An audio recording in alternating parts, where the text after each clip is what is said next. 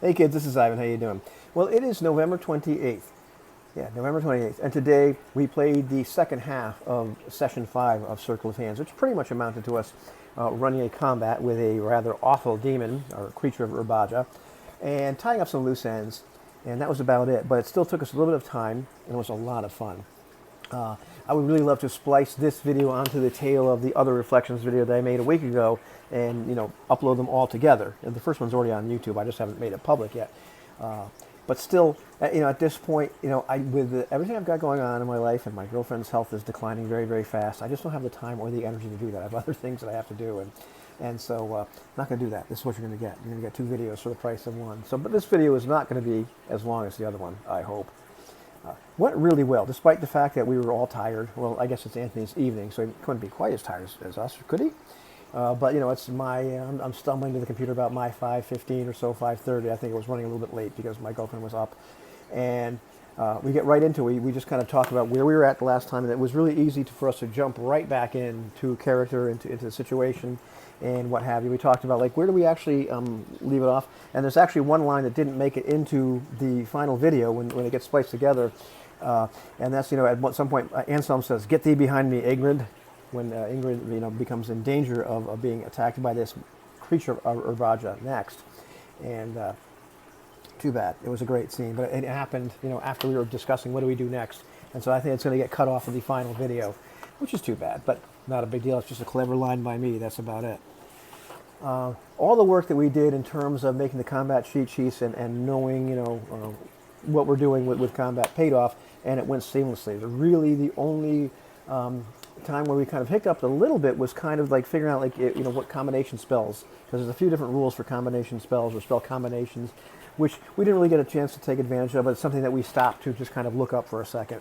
And that was about it. Other than that, the combat went really seamlessly. It was really easy to do our splits and figure out where we at to move with some kind of commitment. And we were able to pretty much take against all odds, take out this creature of Urbaja out with magic. And that's something that we learned really, really fast, is that you don't want to get into a clash with a creature of Urbaja or of Amborian.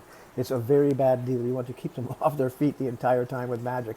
And despite the fact that my character was not a wizard as such, he had access, I think, to 2 spells.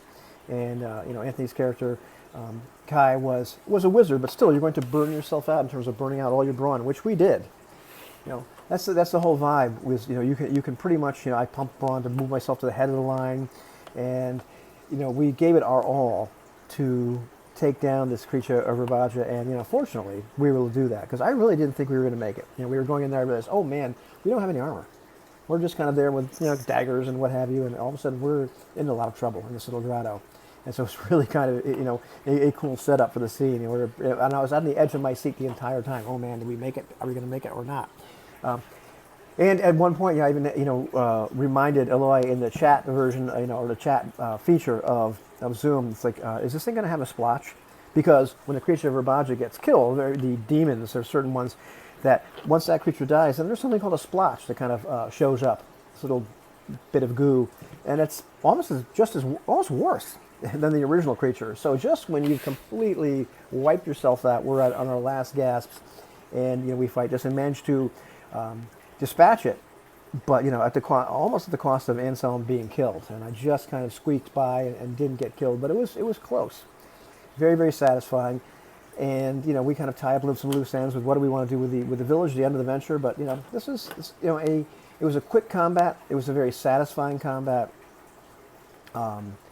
And it was one of those things that at the end of the venture, I was happy with how things turned out.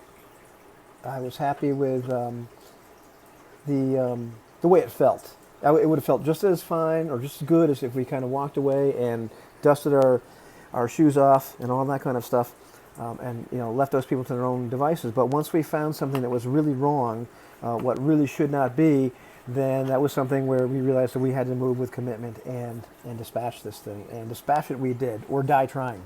And I was pretty much ready to die trying, because I'm pretty sure that Anselm was ready to die trying if he had to. He didn't die trying. But even if he did, then I was prepared to come back as a wraith. and maybe talk to the the members of the village about what they're doing, and do they need to reconsider their approach to, constantly fighting about over, like, whether we're going to, are we going to attack the next village over, or are we going to attack the garrison, or are we going to do trade with them? Because there's other things they could have done. So it would have been, not that I wanted my Circle Knight or any of the Circle Knights to die, but there were things to do afterwards that would have been kind of cool. Well, we didn't get to do them, which is fine. There's always next time. I hear that Eloy is actually preparing Venture 6. But it's just really neat, once again, to see how those characters interacted with each other, how they interacted with other people, even how they interacted in the combat itself, where Anselm is kind of looking at one point to Kai for help, because, well, okay, I'm kind of maxed out here in terms of what I know. I'm not a wizard, and this thing is doing something I'm not really expecting. What do I do now? And it's kind of fun to play that character that has this real internal war between wanting to, I guess, feeling this need to stay in his place socially. That's a formal upbringing, and also being outraged and realizing that there's no difference between Kai Ernst and him. Just a title, and the way that the gentry act, isn't right. The fact that people are actually all equal. He's kind of having a little bit of a social awakening, if that. And that's not something I planned. It's just something that kind of showed up with this character that became more and more apparent. So, good fun session, good time. I wish I had more intelligent stuff to say. I think that the constellation of all the reflections videos, Eloy's "What Was I Thinking" video and preparation video would be really cool. But once, I'm still, at the end of the day, playing this game and thinking, man, this is really, really fun. It's one of those games that I can jump right into and immerse myself in, feel really comfortable with, and now that we know the mechanics and how everything works pretty well, not worry about that kind of stuff, and it's just relaxing, which is different than some of the other games I'm playing right now. But this is a very, very relaxing game to just step right into it and play, and it's enjoyable. So that's it, kids. I wish this was more interesting, but that's all I got. Have a good one.